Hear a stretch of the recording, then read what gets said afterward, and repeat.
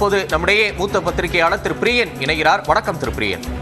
வணக்கம் சார். இப்ப 3 நாள் பயணமா தமிழ்நாட்டுக்கு வருகை தந்திருக்கிறார் பிரதமர் நரேந்திர மோடி. கேலோ விளையாட்டு போட்டி தொடங்கி ராமேஸ்வரம் கோயில்ல ஆலய தரிசனம் வரைக்கும், அங்க சில திட்டமிடல் வரைக்கும் அவருக்கான பயண திட்டம் இருக்கு.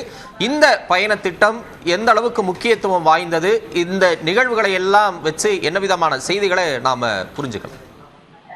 கண்டிப்பாக, அதாவது பிரதமரை பொறுத்த மட்டும் இப்ப 15 நாட்களுக்கு முன்னாடி தான் ஒரு பாரதிதாசன் யூனிவர்சிட்டி, அப்புறம் திருச்சி விமான நிலைய விஸ்தரிப்பு விழா அதெல்லாம் கலந்துட்டார்.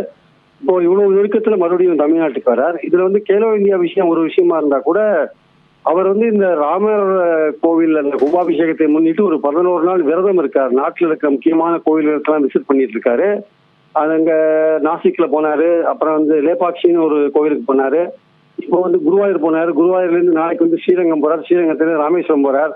ஸோ கிட்டத்தட்ட ஒரு சேத்திராளர் மாதிரி நம்ம பிரதமர் ராம ஜென்மபூமி இந்த கும்பாபிஷேகத்துக்கு முன்னாடி எல்லா கோயிலுக்கும் போறத நம்ம பார்க்கறோம். நம்ம இது ஒரு வகையில அவங்க ராம ஜென்மபூமியை முன்னெடுத்து செய்யறதுனால இந்த மாதிரியான ஒரு சேத்திராளத்தை பிரதமர் கடைபிடிச்சிட்டு இருக்கார். இன்னொரு பக்கம் கேலோ இந்தியாவுக்காக உதயநிதி அவர்கள் போய் நேரில் கூப்பிட்டு நம்ம பார்த்தோம். நம்ம அதுக்காக வந்திருக்காரு. ராத்திரி பாஜகவினர் சந்திப்பது ஒரு முக்கியமான விஷயம். ஓபிஎஸ் விமான நிலையத்துல வரவேற்றிருக்காரு. இபிஎஸ் போல கடந்த வாட்டியும் திருச்சியில இபிஎஸ் போல. ஆனா ஒரு வதந்தி, ஒரு செய்தி தொடர்ந்து இருக்கிறது என்னன்னா இபிஎஸ்க்கும் பாஜகவுக்கும் ஏதோ ஒரு இடத்துல ஒரு அண்டர்ஸ்டாண்டிங் வரும், கூட்டணி வரும்ன்ற மாதிரியான விஷயம் விமர்சிப்பதில்லை, எடப்பாடியும் பாஜக விமர்சிப்பதில்லை. அந்த கேள்வி இருக்கு.